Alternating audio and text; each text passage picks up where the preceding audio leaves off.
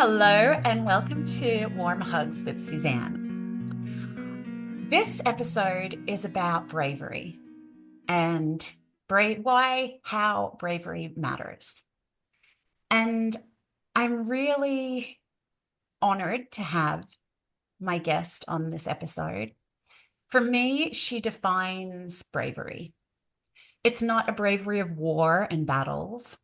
It's a bravery of authenticity and vulnerability and emotion. And it's that type of bravery where she's not afraid to stand up and show you her heart. My guest is 19-year-old Lillian Haynes. She attends Texas&m Bush School of Government and Public Service, and she's majoring in international affairs. I am extremely honored to welcome Lilli Haynes. Hi, thank you so much. Thank you so much for having me. I'm so excited to be on this episode about bravery. I'm so glad you're able to make it. Now, even though she's not physically here with us, we actually have another guest here today. You can actually, if you're on the video, you'll be able to see a beautiful painting of her behind Lilli, which is done by Lilli's gorgeous sister as well. Her name is Kiara, and we're going to be talking about her a little bit later. But I wanted to introduce Kiara by reading one of Lilli's poems.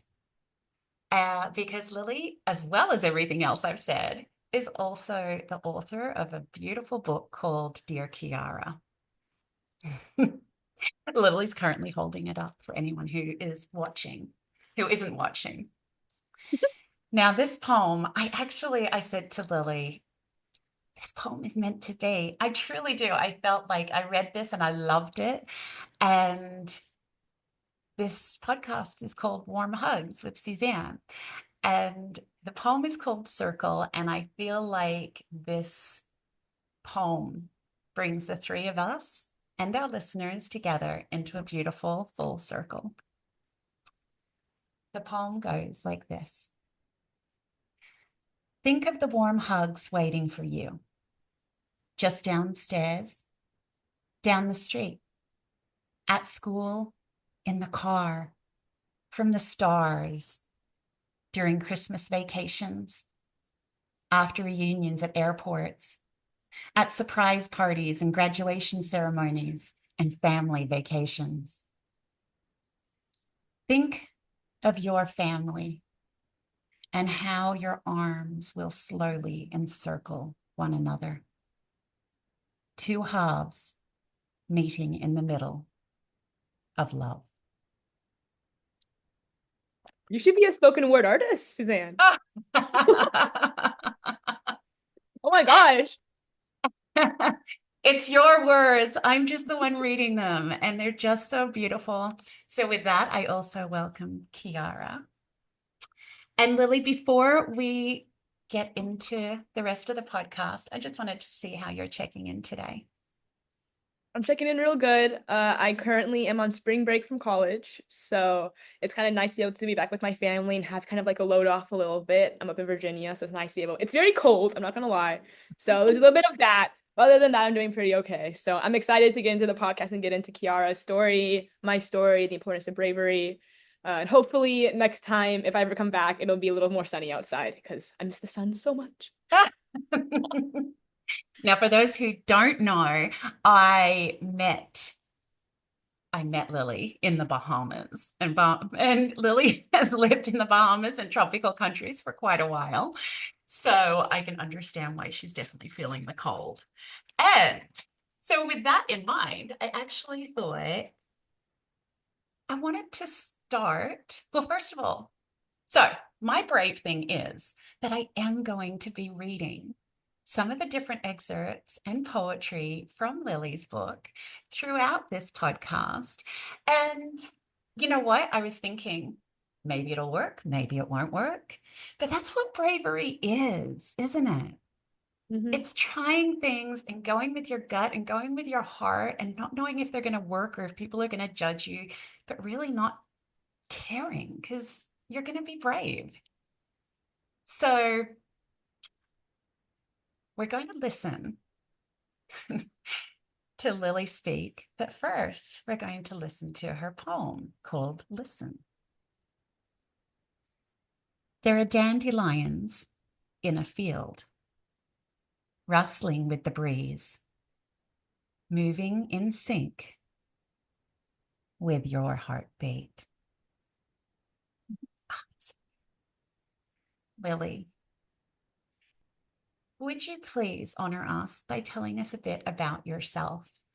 And it's so funny because I was thinking about this and I thought to ask a 19-year-old, now I have a 17-year-old, and to ask a 19-year-old about their life seems a bit strange because it feels like you're such babies. However, again, I was thinking about you, Lilli, and you have lived such an incredible life already, you know, and so many, like my children as well, are just so incredibly blessed and have lived more, done more living sometimes than many people have done in a whole lifetime.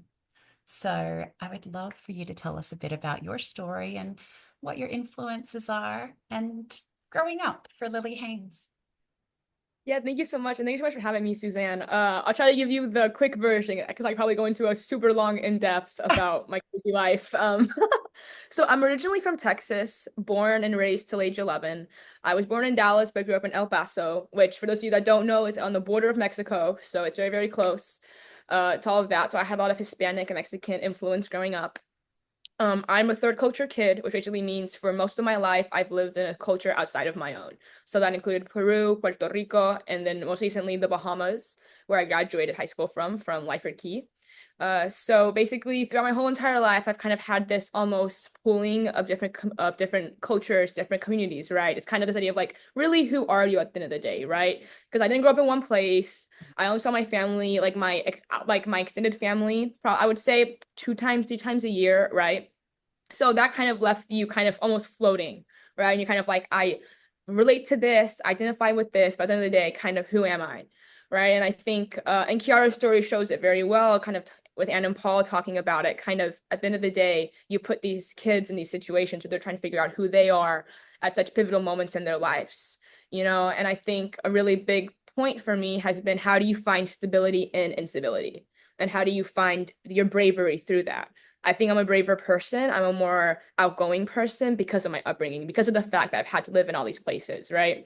Because of the fact that growing up, most of my life, I've spoken in Spanish, my second language, and having to, be unafraid to go in situations where you aren't the best Spanish speaker, but you can speak your second language and you have to do it with pride of where you've come from and the teachers that have helped you, right? So I think it's that idea of how to be brave in uncomfortable situations, right?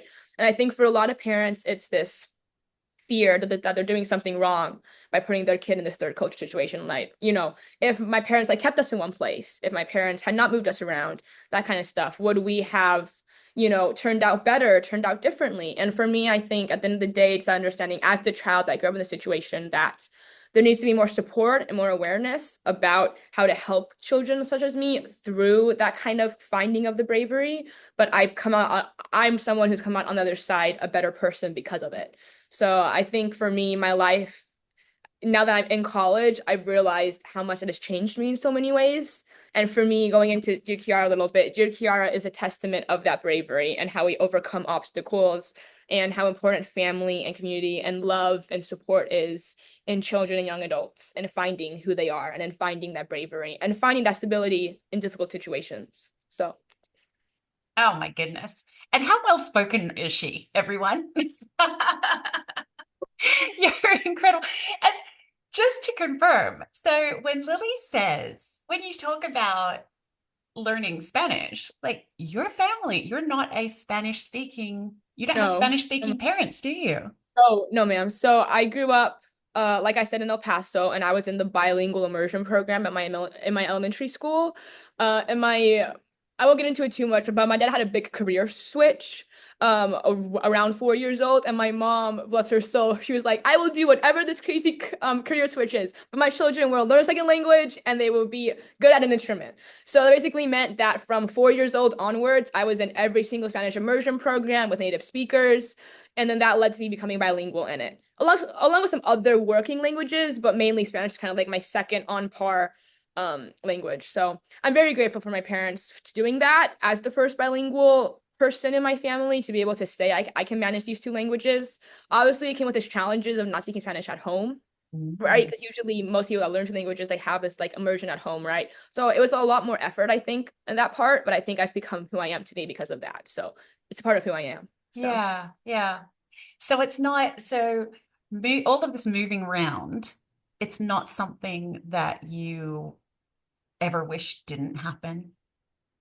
I personally would, if 4-year-old Lilli could speak and if my parents could have asked her, "Are you okay with this?" I hope she would say yes, because Yeah, I genuinely think I would not be who I am without it. yeah.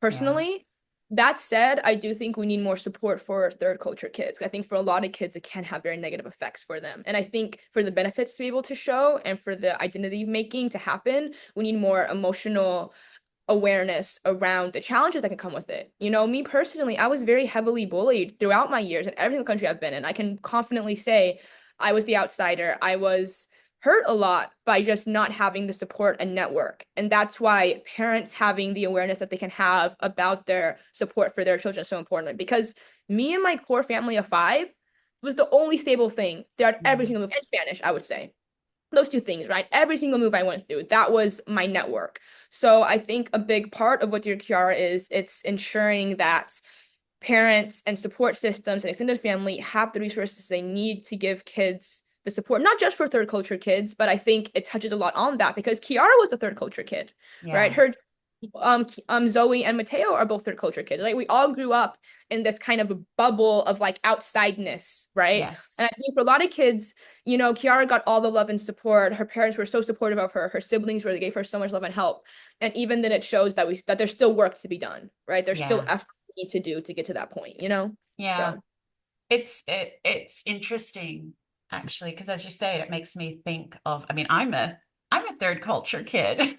Maybe not Love quite a your kid love. anymore, but it's not something that I had ever even thought about until actually I was in a book club with your mum and and we read the Third Culture Kid book. And again, it was one of those things where I guess until I read that book, I sort of thought I was the only one, that Yeah. Because you you, feel isolated in a lot of ways. Yeah, of course. yeah, because you are, as you say, you're moving around the world with your family base. And but I actually sort of feel that as well, even if you're not, a lot of people listening to this, may not have moved as Mhm. well. I feel like it sort of maybe comes a bit down to the village too. Mhm. The lack of, sometimes in some places we just don't have that same village support. Right. Even when, even if you are, say, for example, you're living in Australia, but your family is in another part of the country, you don't have that same village family support Right. there, which is that network that you Well, and you need. have to carve it out in a lot of ways. And I think that also goes Yeah. on to the fact of whenever you have parents that are put this very great pressure on their shoulders, not just to carve a space for them, but for their children. And then Yeah. looking back, I can see it. But when I'm 11 years old, I don't know what my parents went through. It was on top of everything I was going through. They had to figure themselves out. You never stop figuring out who you are. You That's never stop right. having to put on a brave face, right? So in the same way, I was just trying to find bravery. My parents had to be brave for me. And I think it comes back to the fact that everyone wants a village, but it's hard to be a villager, right? Yeah. Everybody wants that community, but to have a community, you have to step up and say, I'm going to be the person that makes this happen. I'm going to be the person that is vulnerable.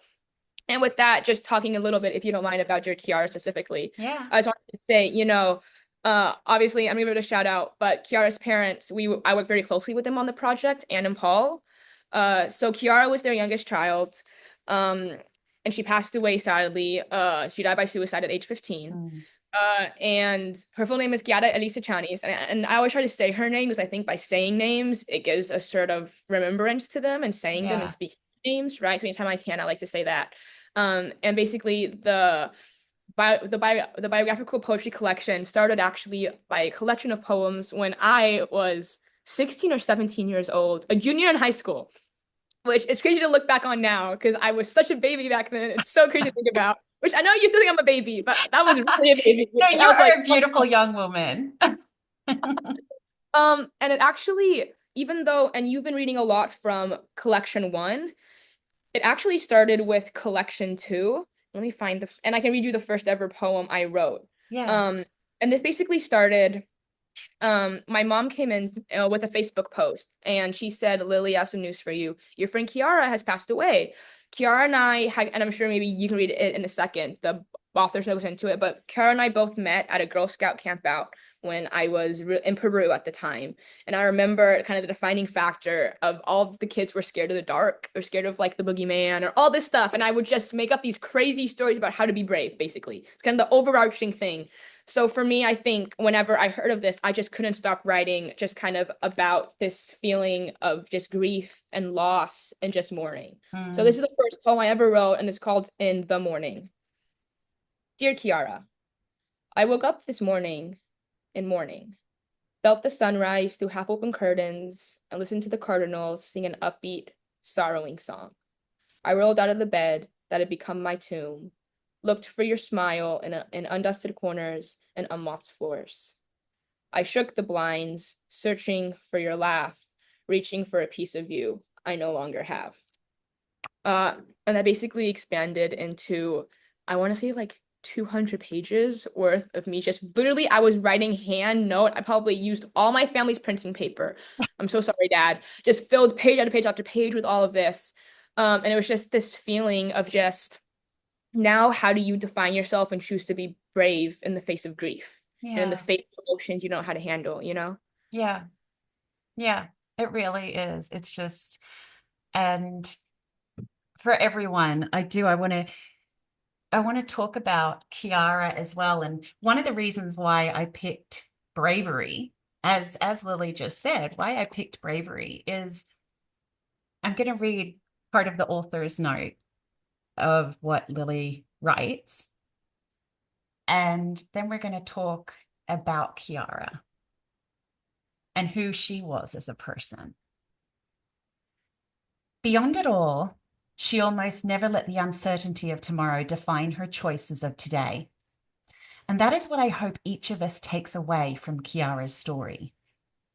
That even when you're scared, hold fast and remain brave.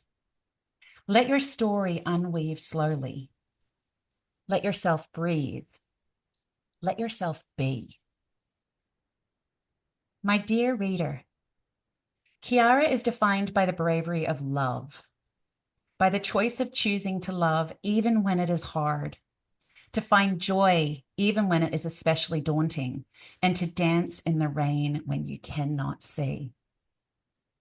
Our journey began with a story and it will continue with a million more, so long as you are brave enough to keep going. Who is this beautiful, brave Kiara, Lilli? Oh my gosh. That's hard to define. And I don't remember what poem I say it in, but or maybe it's early in the author's note, but I say all I've done with this book with Anna and Paul's help is just scratch the surface of what Kiara was and will always be. When I say it, even though Kiara's story ended in such a tragic way, she's not defined by any of that. She's defined by the fact that we had, within 24 hours of releasing the book, over 700 people click on our website and send us messages saying, Kiara was this to me, Kiara was that to me, this has Yeah. helped me. It's the fact that I've had, whenever I gave out the beta copies, I had teachers and students and friends that read over to me write back and say, do not change a word, do not edit anything, just let this be and let this be her story. It's the fact that I've had many people come to me and say, I have struggled with blank, whether it's some kind of mental struggle, whether it's depression, anxiety, suicide ideations, and be able to say, you know, Kiara, even though she's gone in a certain way, she's going to be remembered by the fact that I get to keep on living because of her and the fact that she's helped me be brave. So, and I think Kiara is defined by the impact she had on all of us. And I wish that her family was here to talk to her about her just growing up because I looked through a lot of videos and photos of Kiara and stuff like that. She just had this beautiful laugh. Like she laughed like of the room. It was just like, and you just knew she was there, even though you weren't talking to her across the room. Like she just laughed, and it was just this overwhelming feeling of just like joy that she just emitted to everyone. Yeah. She was always willing to make other people feel included. She was part of the inclusivity council at her school before she passed. She was one of my sister's closest friends in Peru that she would go on trips with, and she just always made everyone feel so welcomed and included. She had this beautiful smile, and her hair framed her face so wonderfully. And if you look back on any of the testimonials, because in the book we had many people write testimonials about Kiara and her time, you can see that the impact of her being a third culture kid had on everyone around her. The fact that Mm. she was able to go to all these different places and locations and be able to just have this feeling of just belonging in each of them. And even on the back of the book, the poem we chose about how there are fields of wildflowers where her feet were once rooted to the earth. It's this idea of no matter where you go, you'll be able to kind of bring life into whatever you're in. Her parents always joke she was the family jokester, or the family kind of comedian that's able to just bring that joy to her family and just bring that safety and that missing piece. And I think there's a poem in there called Missing Piece. And just this idea of that she completed so many people's lives. And even though we will miss her every single day forever, that she can continue to be a piece of all of our lives just by Sure. us saying her name, by us choosing to be brave. Anytime I choose to be brave now, I just say a little thank you to Kiara because she truly helped me be brave during my last 2 years of high school. Truly, and going into now. It's hard to publish a book and it's hard to have people read your poetry. I remember the day this book came out, I called my mom in tears. I was like, Mom, everyone can read my poetry as a 17-year-old. What have I done? She's like, it's gonna be fine. I just kept saying, Kiara, help me be brave. Because it was just that feeling of just vulnerability, Yeah. right? It's Anne and Paul choosing to be so vulnerable and they have untold strength. The whole entire Chinese family, they have been through so much. And the fact they still choose to be brave in honor of their daughter should be written about in history books forever. Because I cannot even begin to imagine what they have done to be able to put this out with me. So I Yeah. think it's Kiara is defined by just the choice of being brave and the choice to be human. The choice to and I know we say the idea of not caring and being like it's fine, like everything's fine.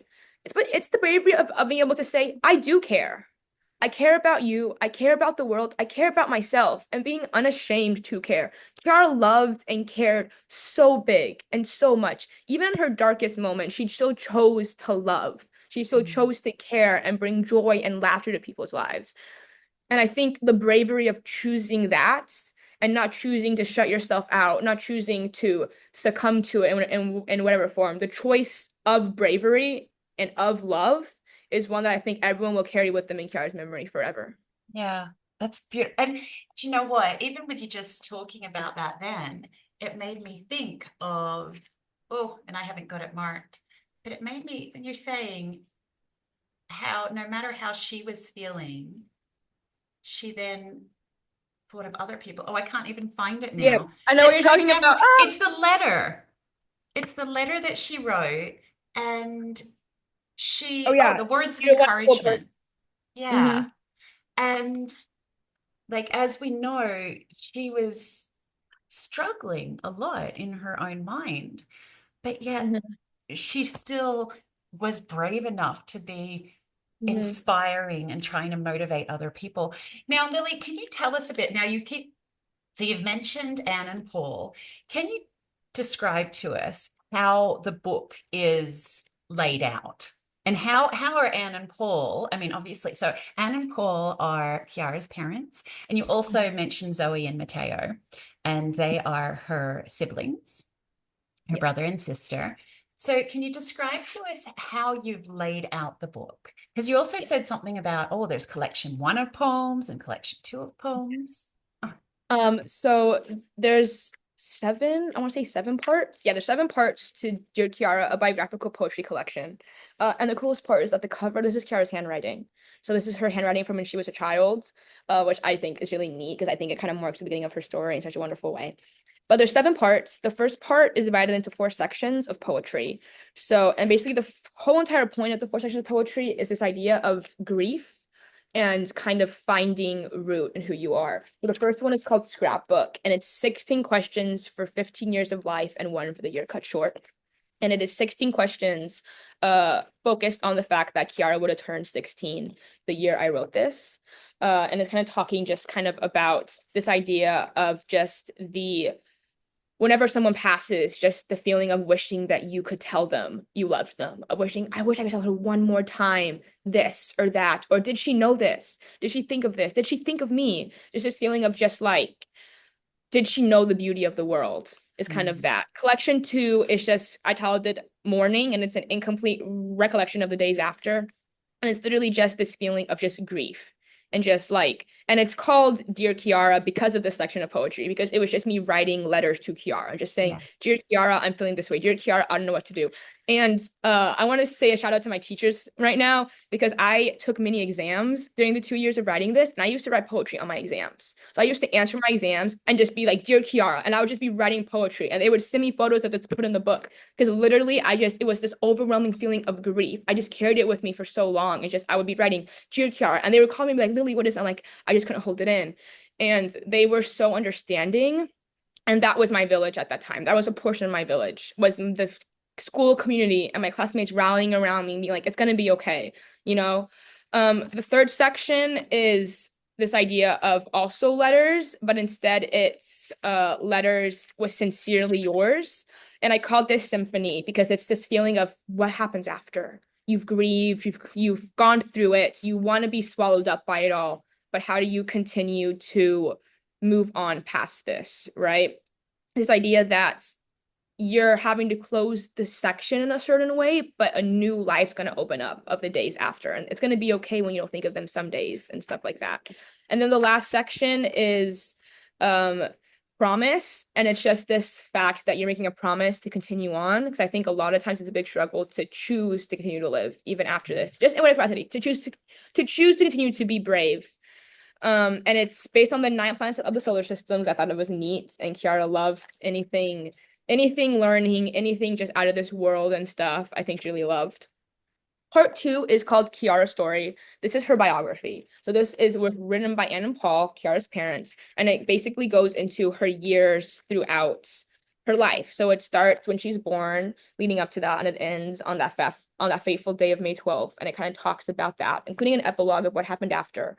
And it basically focuses on Kiara's life. And I think it serves not only as an homage to Kiara of saying she was here, she existed, Mm. she is loved, but it's also a way to kind of show the signs, to be able to show and humanize and say she was a girl. She will always be Anne Paul's, her sibling's little girl, baby sister. And it shows to show how wonderful she was and just that she's not defined by this. And no one's defined Yeah. by this. Yeah.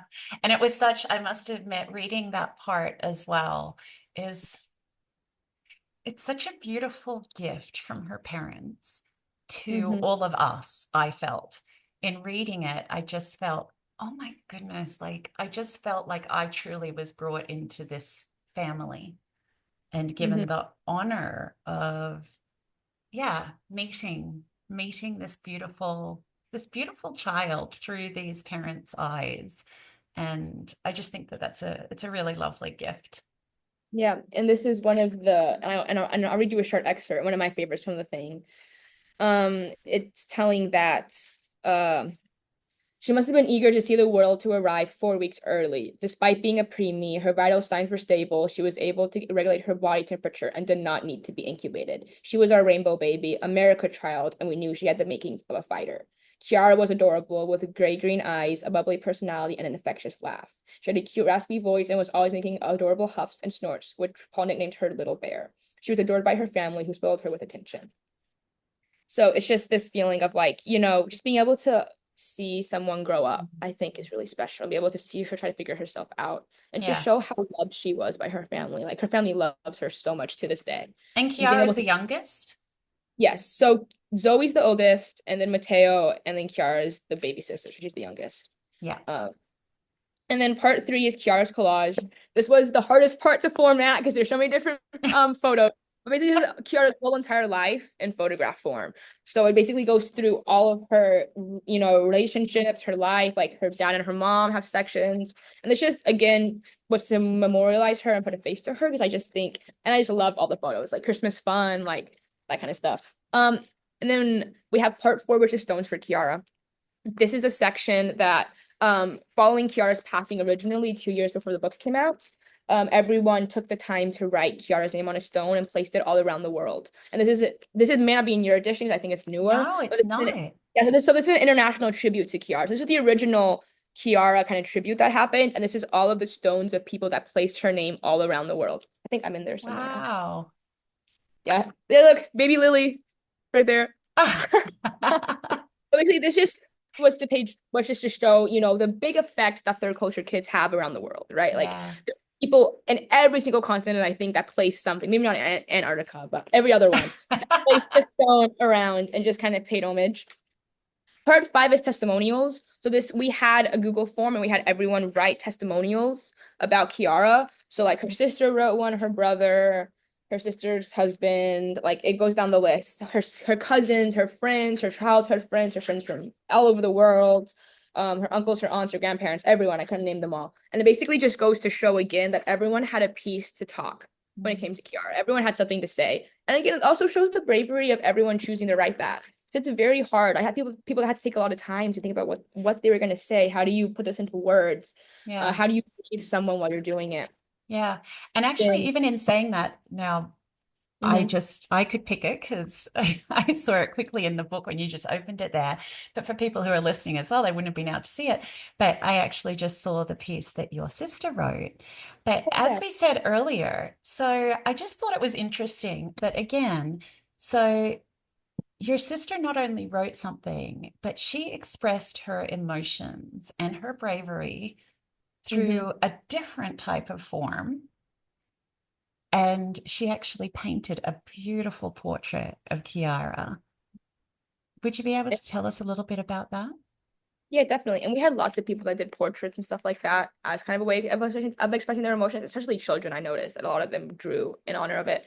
Yeah. This was done by Lola when she was a ninth through 10th. So when I was junior, senior, she's 2 years younger. So she was ninth through 10th.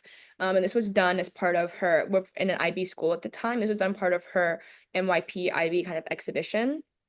And she chose Kiara because it was asked to do a portrait of Kiara, and it started as just kind of like an assignment, as most things do. I got to get this done. Oh my gosh. But I think for her, it was a really big way of kind of grieving and a way Mm. of trying to kind of, the same way poetry was for me, it was a way for her to say, I had a relationship with Kiara. I was here.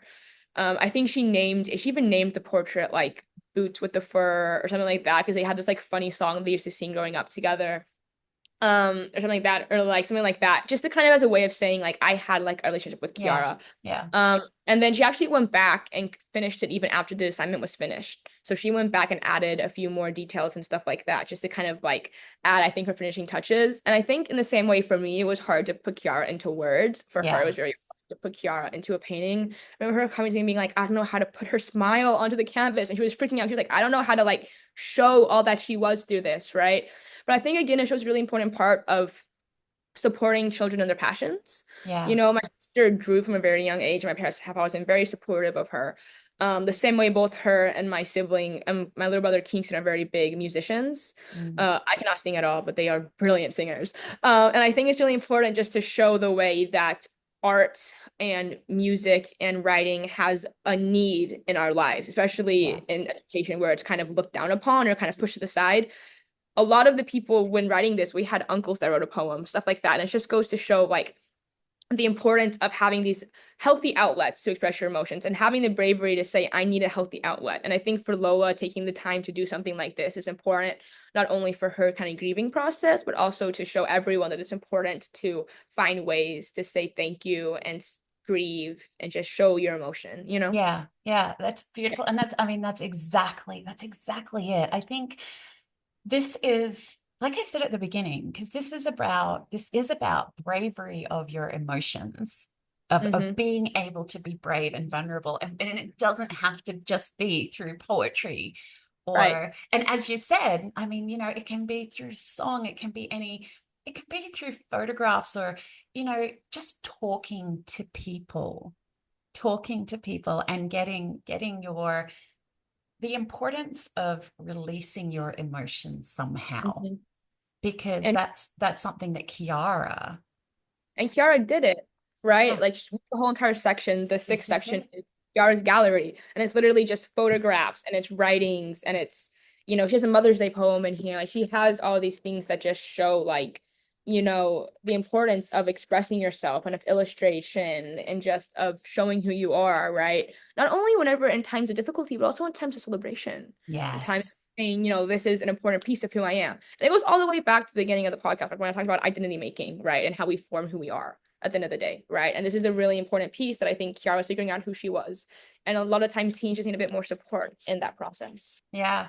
And you know what? The funny part of you just saying that then is that it's not just teenagers. It's Hmm. it's totally all of us. I mean, One. even at my age, okay, yeah, even when you're this old, it's Not about now.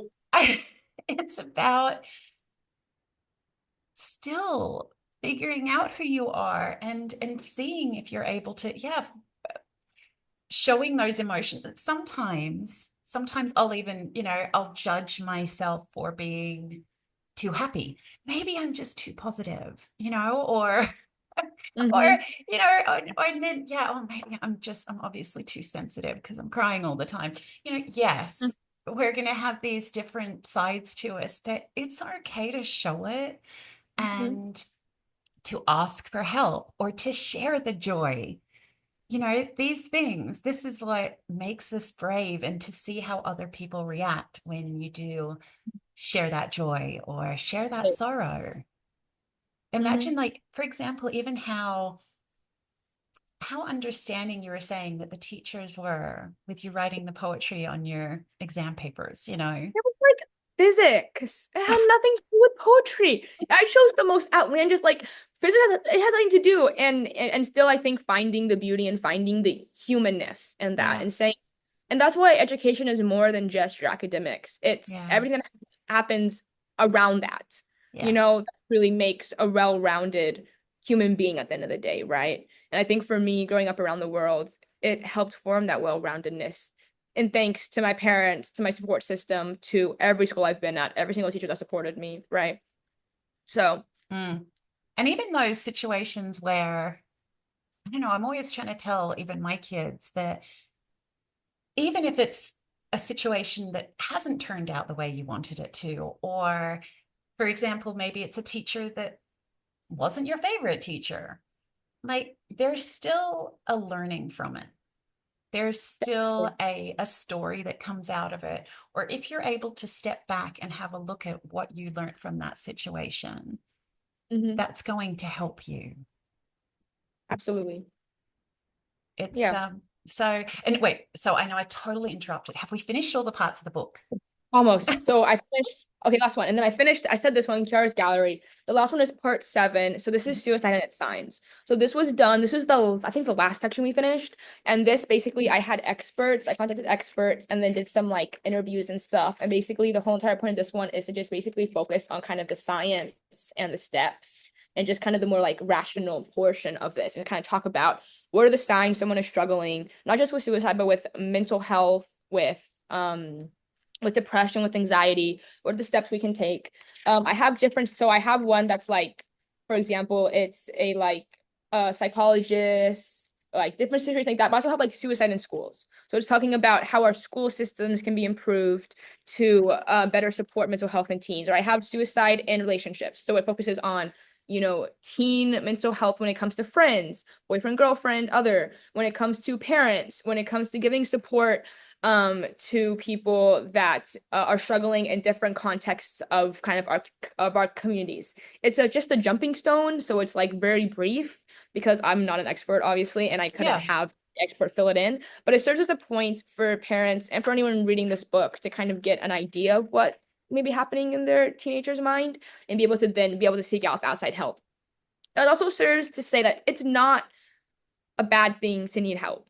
I think there's a lot of Yes. stigma. There's big stigmas around this. The idea of you need a therapist or you need someone to get support or you need someone that to kind of be that other person to kind of support you. You need medication. You need some outside source to help you feel better. It's not shameful to be able to say, I can't do it on my own. I need support. I go to therapy.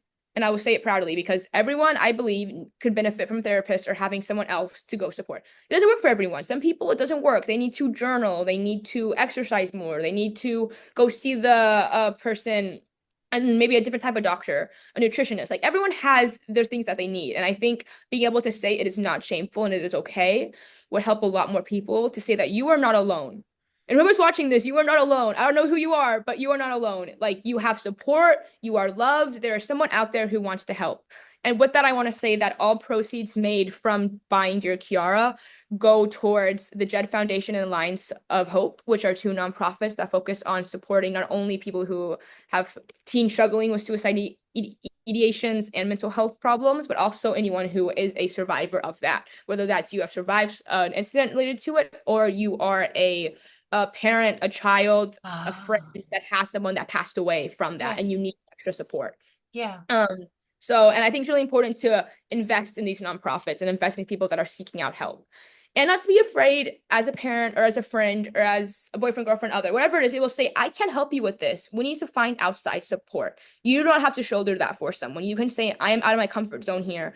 And I think a lot of times parents think they failed in a lot of ways. They say, I haven't done enough for my child to give them the support they needed, right? And to that I say, a true loved one will recognize that they're out of their comfort zone, and because they love you so much will then seek out outside help. It's not that it's a failure at their part that they can't Yes. do it. No, there are people that specialize in this, same as people specialize when you hurt yourself on the arm. You go to the doctor. Your dad is trying to fix it with like duct tape. Like you go to the doctor and say, my child broke their arm, I don't know what to do. It's the same thing of being able to say, they need support, I want to provide that with them. How can we open up conversations and put and invest in the avenues to get where they need to be so they can be happy again? Because at the end of the day, no one's alone in that. And there's so many nonprofits and organizations and government systems and loved ones that want to get that support. So if anything else on Kiara's story, besides a beautiful tribute and just knowing that Kiara Echaniz will always be remembered, it is also that she's going to be able to help so many other people find the support and love and help they need. That's So right. Oh my goodness. And it truly, it just, it fills my heart to hear someone of your age with this maturity and knowledge and understanding of, you know, that it's okay to ask for help, and this understanding that you are not alone. And it really does. It makes me so hopeful as a mother for our future as well. And this is a total aside to everything. But in talking about this, I feel like listeners as well are going to be like, okay, so what's Lilli going to be doing in the future? Because you're studying international affairs or relations affairs, yes, or relations, affairs. similar. You're also a poet and a writer. What's your long-term plan? Well, I'm trying to figure that out right now. It's kind of up in the air. So I'm kind of looking at different avenues. I think at the end of the day, two things. I don't really know exactly what, but I want to inspire and I want to storytell. I don't really know what that falls under yet for me. I think, at A&M, I'm in the University Honors Program, and we do this thing called What's Your Why? And there's like a whole YouTube series, you can look it up. It's called What's Your Why? So why do you do what you do? And at the end of the day, no matter what it is, it falls under something. So, for example, you could say, my why is to teach, right? And then different people have different things. So, for example, if it's to teach, you could be a teacher and teach. But you could also be in real estate and be vice president and then be teaching through that, right? And be teaching and mentoring through that. You could literally be a big sister. And I teach every day by the time, in whatever capacity. I teach every day with Kingston and Lola, right? So it's for me, I think my why comes down to that. And I think going into the future, whether that's working at a nonprofit, pursuing something in law, doing something in international affairs, doing something in writing, I think at the end of the day, I want it to kind of come back to that. So I'm also 19, so I don't really know exactly what.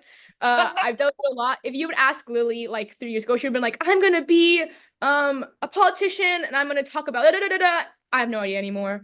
It's just kind of up in the air. I'm playing it by ear. I'm supported by a lot of people and I have lots of opportunities at university to grow and explore. And I think taking it one day at a time, which I think is another good lesson here. Take everything one day at a time. Go to Yeah. sleep. Wait. I think a poem literally says, take a step back and just breathe and let the buzzing in your head take a rest and just Yeah. let yourself take a moment, right? And just be Yes. figuratively and literally with the be, like the buzz, but also like Yeah. really just be in the moment, right? So I'm think, so yeah, I don't know exactly what. If you have any ideas, I would love to hear. Lilli, I'm still trying to figure out what I want to be when I grow up. Right. Everyone is. No one, and I think it's this idea that you have to have this like one defined purpose that your whole entire No. life. No, everyone's trying to figure it out. Everyone's trying to kind of find alternate routes. Everyone's trying to figure out who they are. Everyone feels alone. Everyone Yeah. feels like they're not doing enough. Everyone feels like they don't have good enough friends or they aren't making enough friends or they're doing something wrong, whether that's something wrong as a parent, as the child. Everyone clashes heads with people. Everyone says hurtful things. Everyone makes mistakes Yeah. all just trying to figure it out at the end of the day. And I think being able to all recognize that and come together in solidarity and say, I don't know what I'm doing, you don't know what you're doing, but you know what? Let's not know what we're doing together. That's Right? right. Take that one step at a time and have that bravery of vulnerability.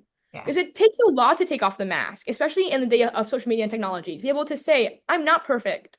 I make mistakes. I need outside help. To be able to say these things for other people, to be able to say, you know what? Me too. And be able to find that village that you talked about and be Yeah. the villager for someone else, right? I think is very, very, very important. It's something I hope we can all move towards together going into the future. Yeah, definitely.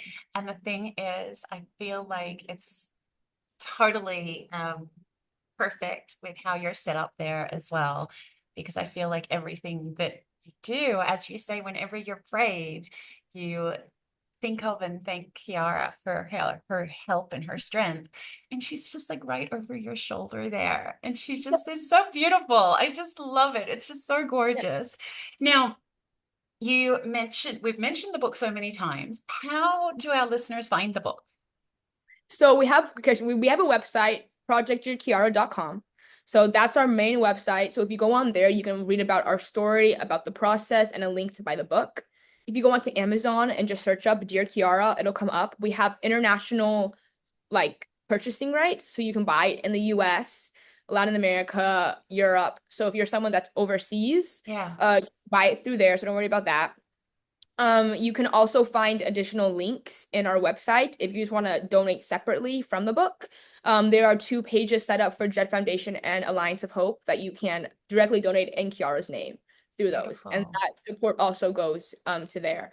And then we have an Instagram page, Project Your Kiara, along with Facebook. So if you want to follow us there for updates and stuff, we have stuff coming out there, bookmark giveaways, stuff like that to kind of get the ball rolling on all of that.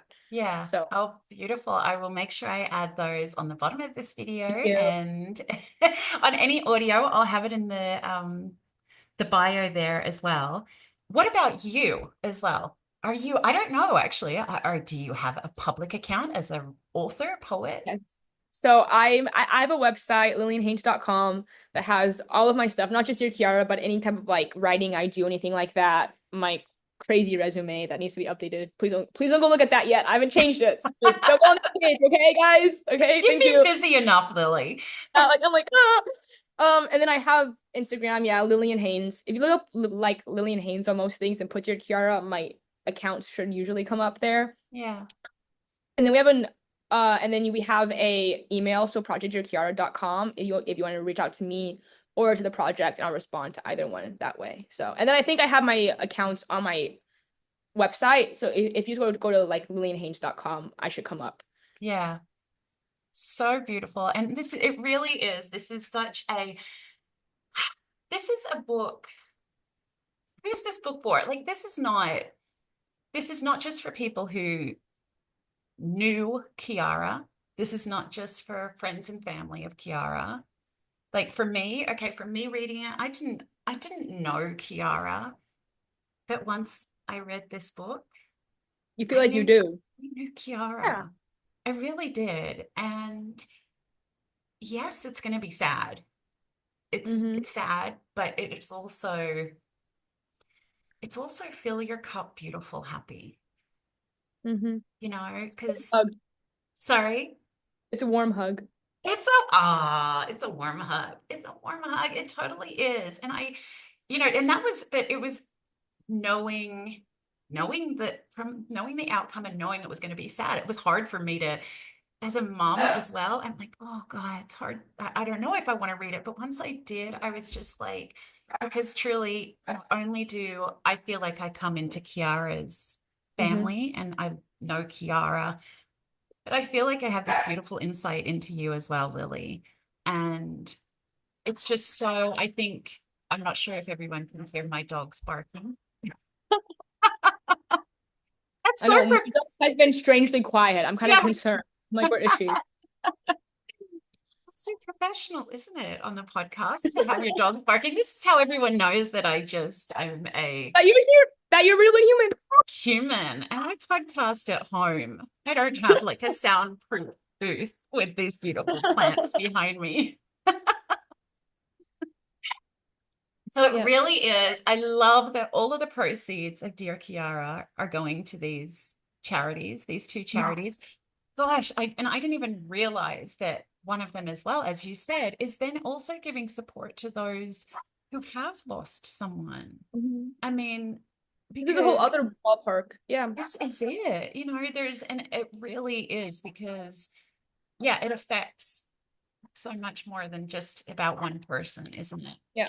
And with It's that, I wanted to read a section on kind of grief, maybe, if you wouldn't mind, because I I think this would is, love it. How about that will because then that will be a beautiful closing for us as well. yeah.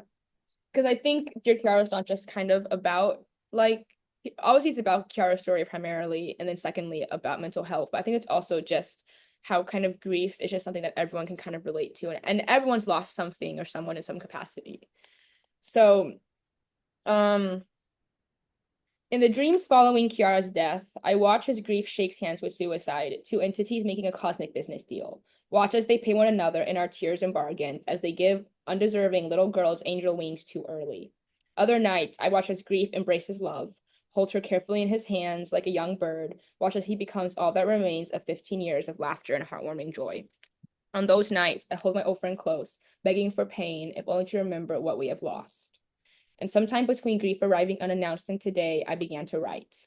Not to preserve his inflicted pain, but to preserve her memories. To etch Kiara's story where I once failed to etch my grandpa's. Reminding those that have struggled that they are not alone. That you are not alone. That you are caught, cared for in both your grief journey and your mental health struggles.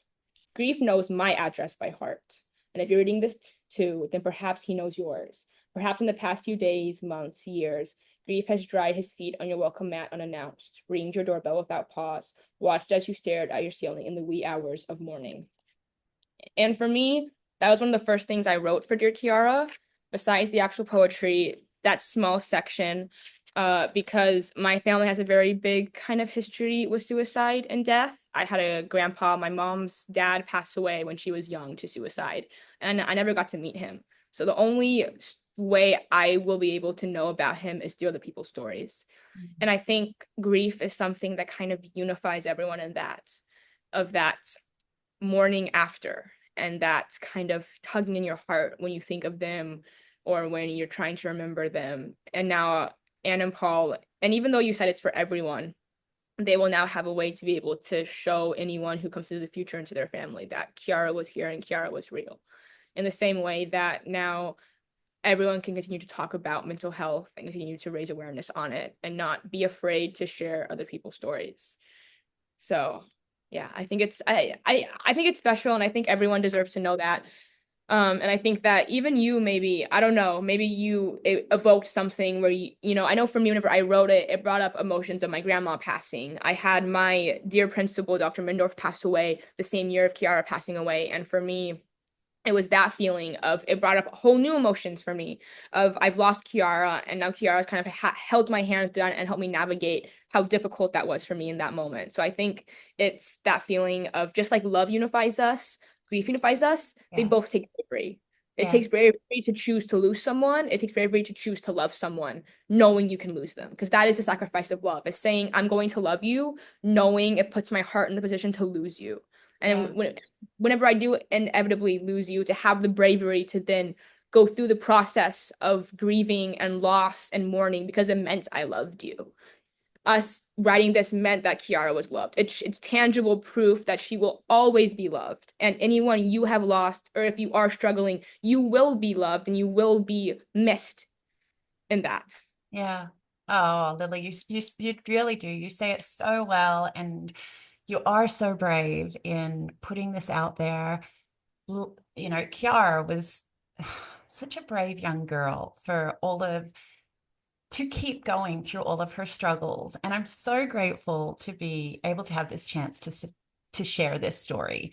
And I think that, you know, even with you saying that with grief, for example, when someone does lose someone, very often we say, I don't know what to say, you know, or I didn't contact them because I don't know, you know, we Mm. feel uncomfortable. But I sort of feel like you're showing us this bravery of be comfortable in showing you care, you Mm-hmm. know, and in loving And be people. vulnerable. That's right. That's right. So thank you so much. I'm so grateful for our time Thank you so together. much for having me. Yeah. Thank you so For much for taking the time to talk about this because it's really important and for having warm hugs with Suzanne because I love it. thank you so much. I'm grateful to you and Kiara to being for being here with us. As always, to everyone, please, if you enjoyed this episode, like, subscribe, comment. I love reading your comments. I know Lilli will love reading your comments. And just know this is it. You say, you know, you were talking about what our why is. Mm-hmm. And my why for doing this is that I really do. I hope to inspire, I hope to challenge, and I hope to connect and leave our listeners feeling cherished. So, Yeah. thank you everyone for listening. Thank you, Lilli. Thank you, Kiara. And to Kiara's parents for being open to the book as well. We so appreciate it. Thank you so much. And thank you for listening, everyone.